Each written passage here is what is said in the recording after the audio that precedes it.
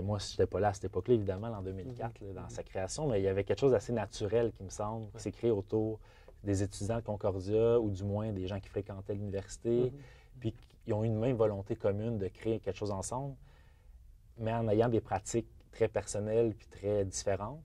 Mais comme tout le monde avait la même motivation, je pense que c'est ça qui a créé une sorte de bouillonnement, ou du moins de force là, à ce que ça avance, tout ça. Là. Je pense qu'il y avait il y avait aussi le désir de... C'est drôle parce que ça me fait penser à un autre collectif, une sorte de collectif qui était le Kino. Ça monte à loin, là. Mais les gens qui ont parti Kino, Stéphane Lafleur, puis toute cette bande-là, Jéricho Jeudi, c'est tous des étudiants qui s'étaient rencontrés sur les bancs d'école à l'UQAM et qui ont créé Kino.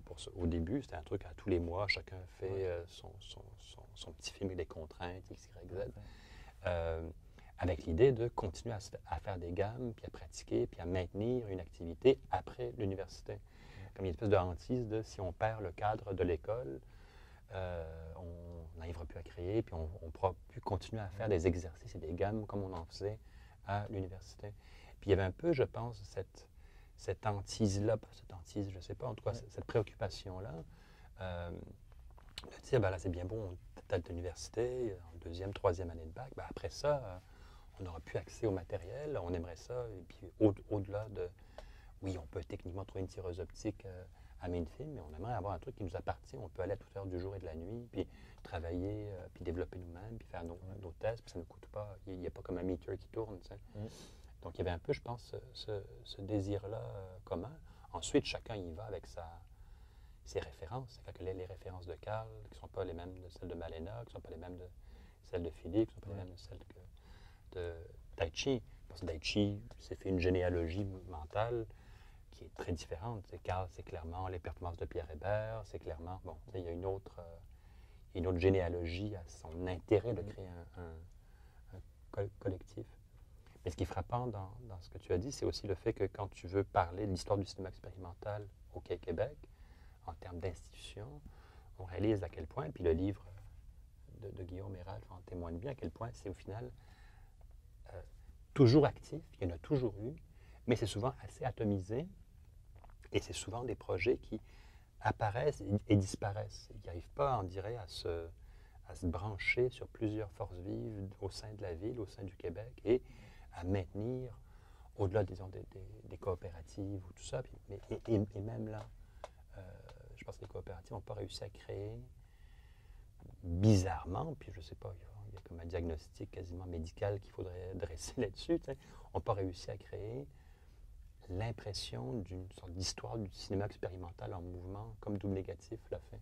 Puis ça, j'arrive mal à me l'expliquer, mais je sais que moi, quand moi, je dois donner un cours sur le cinéma expérimental au Québec, à l'université, je suis assez mal pris de dire, oui, il y a des exemples dans les années 40, 50, il y a à l'ONF, il y a ci, il y a ça, il y a Charles Gagnon, il y a machin, mais tu sais, mais on dirait que l'histoire, elle n'est pas chronologique, elle est très...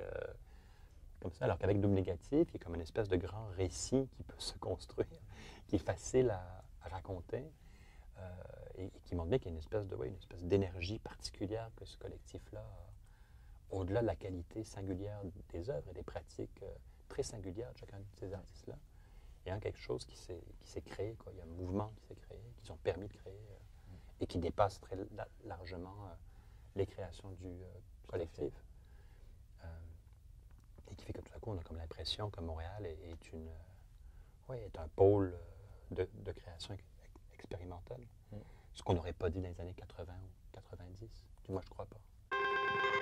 C'est assez évident que, disons, le label, l'étiquette de disque Constellation, quand c'est arrivé, pour quelqu'un comme Carl, je pense que c'était, puis l'arrivée de Godspeed en même temps, je pense que c'est devenu assez vite une sorte pas de modèle, mais une source d'inspiration de créer l'équivalent en cinéma, une sorte de Puis je pense que c'est pour ça que c'est pas devenu une coopérative de négatif, puis c'est vraiment été un collectif, parce qu'il y avait l'idée de faire le parallèle avec un groupe de musique un peu de différente façon.